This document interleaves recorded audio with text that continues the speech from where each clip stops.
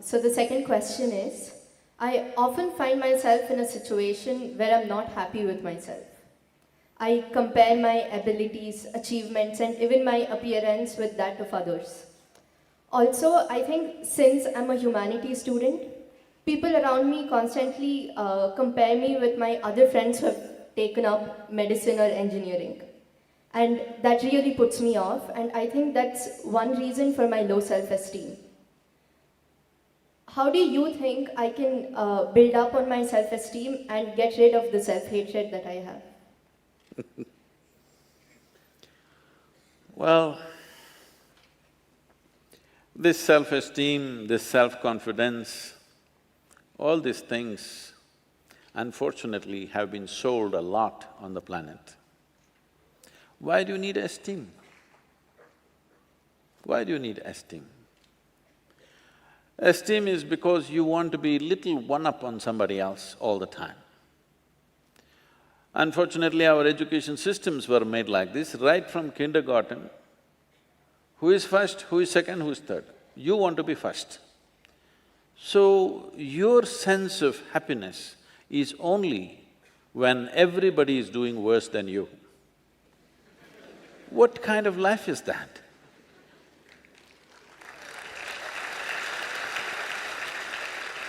Why are we structuring our lives like this, that if everybody is doing badly, I will feel great?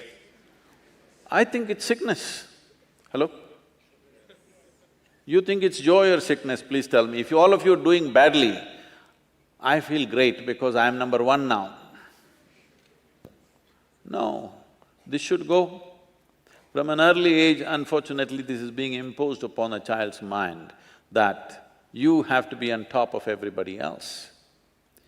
This is like, I want you to just imagine if this happened to other creatures. Let's say it happened to the plants and trees and animals. If an ant wants to become like an elephant, that is going to be a terrible ant-elephant, isn't it? Suppose a mango tree wants to become like a coconut tree. It will be a horrible mango tree because with one branch like this, no mangoes will come out of this. A mango tree is like this, a coconut tree is like that. That's how it should be. This has happened because in so many ways, people have put these things into your mind, what is good, what is bad, what is high, what is low, what is up, what is down. Because of this, you have never paid attention to every aspect of life in the sense. Maybe humanities people and lawyers and what are you? Huh? Oh, the accounting people. You never paid attention to these things. I spend a lot of time paying attention to all kinds of creatures, ants and grasshoppers and worms and everything. If you observe, let's say an ant, or let's pick up something little more than an ant, like a grasshopper, it's easier to see him. If you look at him carefully, whoever created this grasshopper has paid as much attention to a grasshopper as they have paid to this one. Please pay attention and see. When the source of creation has given equal attention to ant and you, who the hell are you to think an ant is a lowly creature and you are some superhuman being?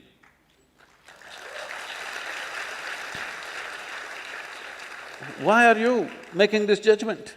Creation has not made this judgment. You may think you're superior simply because you're in a blatant manner, you're walking on this planet, but that's not true. The fact of the matter is like this. See, if all the worms on this planet, right now if all of them die, all the worms, in about 12 to 18 months, all life on this planet will cease, everything, including you and me. Suppose all the insects die today, in something like 2.5 to 4 years' time, all life will cease. But if all the human beings die, the planet will flourish.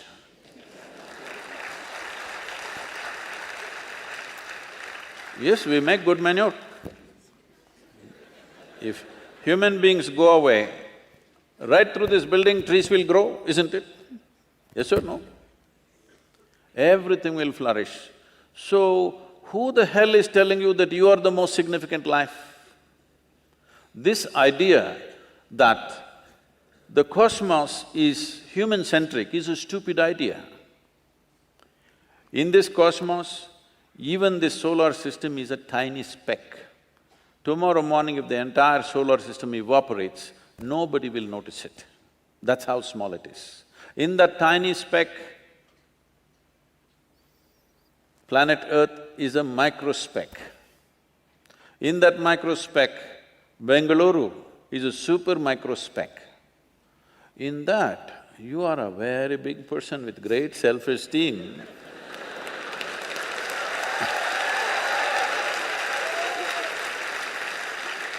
This is not a simple problem. People suffer this for their whole life without handling it. Essentially, it is just this. You have gotten yourself into a place where most human beings are in this place, you get yourself into a place where you cannot handle your own thought process and your emotion. That's all. You meet 50, 60-year-old people, they've still not figured how to handle their thought and emotion. These are basic faculties. When the hell are you going to learn how to use your thought and emotion? Suppose you're 20 years of age and you still don't know how to use your fingers, people will say you're handicapped, isn't it? You are whatever age you are and you still don't know how to use your thought and emotion, are you handicapped too? Hello? Are you or are you not? Yes. You are, you're crippling yourself. Why has this happened? Is simply because you have made unnatural divisions in the existence, which don't exist anywhere else except in human mind. Yes? Nowhere else does it exist except in human mind. Because you're a little girl, can I call you a little girl? Okay. Yes, you can. No, I'm telling you the boys, she's not a little girl for me, she's a little girl.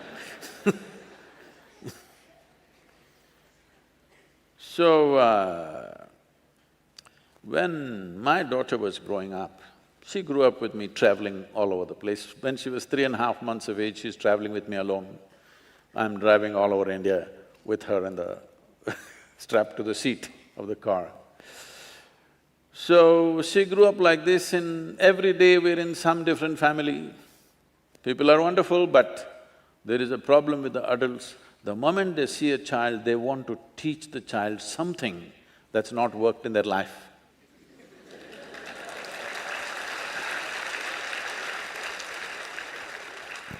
You should see, this urge is so compulsive. The moment they see a child, they have to teach, they have to teach. So I made one rule, see, you can play with her as much as you want, you can talk to her, but nobody is going to teach her anything. They said, Sadhguru, these girls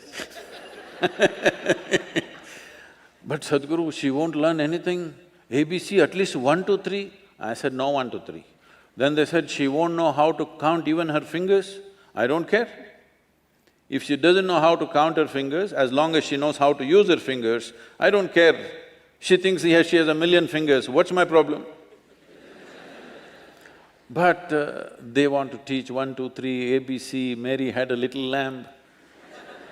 I said, I don't care whether Mary had a lamb or no lamb. You're not going to teach her anything. So nobody taught her anything. She's all ears, everybody treated her… because if you have nothing to teach, you have to treat somebody like your equal. So she grew up. By the time she's 2.5, 3 years of age, she can speak in terms of remembering about 700 to 800 names, all adults. She thinks they're all her friends because everybody spoke to her like she's an adult. And I would not have sent her to school, but my schedule went totally crazy and I had to put her in some school. So when she was 12, 13 years of age, one day she came back home and something that happened at school disturbed her. So she came to me and said, you're teaching everybody so many things, you're not telling me anything. I said, see, I don't do it unsolicited. now that you've come, just sit down. This is all you have to know. Never look up to anybody. She looked at me like this, what about you, kind of thing. I said, especially me, because the moment you look up to me, you will miss it completely. If you look at me just the way I am, there is a lot of value to it. If you look up to me, what will you do? Probably take my picture and nail it to your wall, like you nailed so many people who are of value in this world.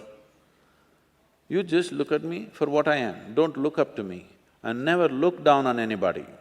This is all. Never look up to anything, never look down on anything. If you see everything just the way it is, everything has immense value. Everybody has a place and value to their life, isn't it? Every creature has value. Because we did not realize that, how many things we have destroyed in this world? Simply because we think this is valuable, this is not valuable. There is nothing here that is not valuable, everything has its value. Maybe you are not able to see it. So don't set yourself up like this, you versus the rest of the world. It's a bad competition to get into. You want to be number one on this planet. It's a horrible place. Everybody below you and you up. Is it a good place to be? I think it's a sick place. This attitude of wanting to be ahead of somebody needs to go. Well, for fun in a game or something you compete, that's different. Life is not a competition, life is not a race. If life is a race, you must get to the finish line soon. Hello? If you think life is a race, you must be at the finish line today, I can tell you how. You want to go there? No. This is not a race. This is a tremendous privilege that we have come as human beings. This means our ability to experience life is of a much larger proportion than any other creature on this planet. That is the significance of who we are, yes? We can experience life in many more vivid ways than how an ant can experience, how a grasshopper can experience, how somebody else can experience. This is our privilege. Instead of experiencing life, we are trying to win the race. If you win the race, you should be in the crematorium today. Hello? You don't need any self-esteem. In this culture, if you don't know this, there may be people with names like this, there will be one Ramadas, one Krishna Das, one whatever. What this means is people are consciously taking the name of being a slave, because a joyful, willing slave is a tremendous human being. Only somebody who's been enslaved by somebody is a different matter. But willingly, I'm willing to do whatever is needed in this world, is a wonderful slave, isn't it? I'm one.